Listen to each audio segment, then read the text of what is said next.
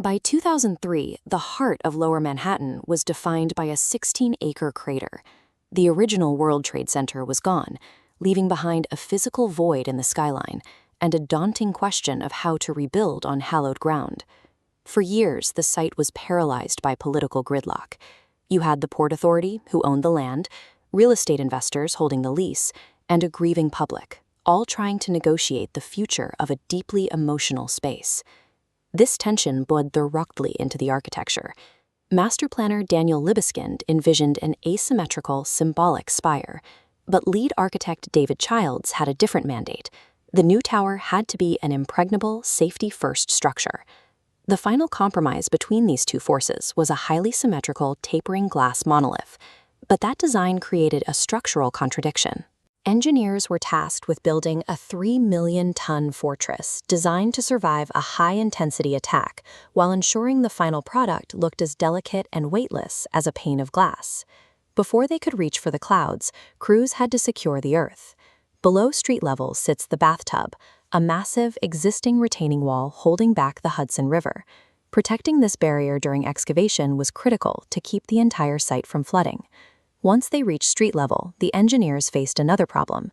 Because of modern ground-level security threats, wrapping the ground floor in a traditional, welcoming glass lobby was out of the question. Instead, the first 185 feet of One World Trade Center is a windowless pedestal. Its walls are 3 feet thick, woven with a dense matrix of steel rebar, and poured with a concrete mix capable of withstanding 14,000 pounds of pressure per square inch. By design, the base of the tower functions as a subterranean military bunker. Above the bunker, the architecture had to address a flaw found in the original Twin Towers. Those buildings relied heavily on their exterior steel columns for support. When that outer frame was compromised, the structures pancaked.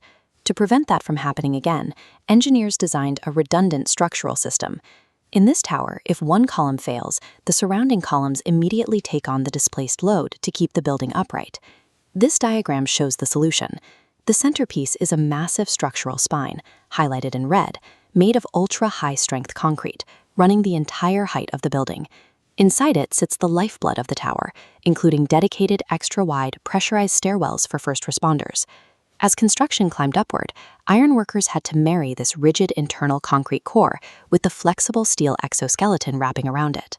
Marrying these two distinct structural systems into a single tower updated the building codes for high-rise safety and survivability. But above the 20th floor, gravity is no longer the main enemy, it's the wind. At high altitudes, wind creates swirling eddies called vortex shedding that can push against flat surfaces and cause a skyscraper to sway.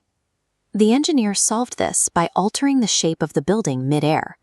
Starting as a square at the base, the corners of the tower are chamfered or sliced off.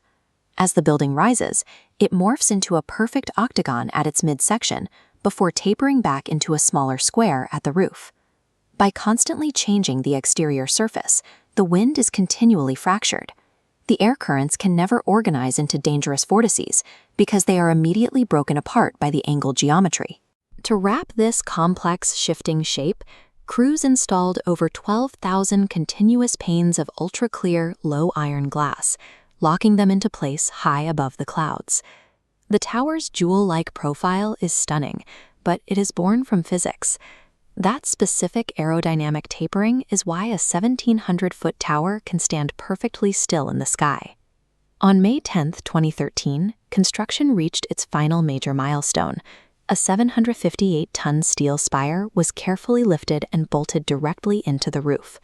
With that final piece secured, the building's height reached exactly 1,776 feet, a patriotic nod to the year of American independence. Today, the tower does not stand alone.